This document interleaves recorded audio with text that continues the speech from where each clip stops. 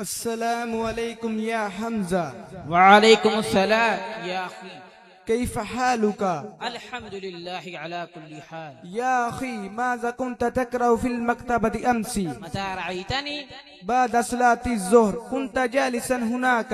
نعم، تذكرت كنت أقرأ عن علامة إقبال. من هذه الشخصية؟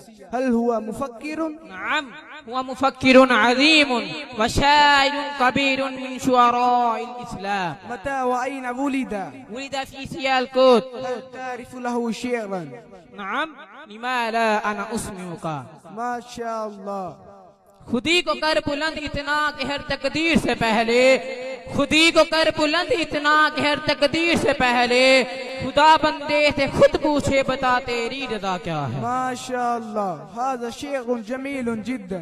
نعم، هو شاعر عظيم جدا. هل يمكنني أن أقرأ كتبه؟ نعم بالطبع، اقرأ كتبه. جزاك الله خيرا. وإياك.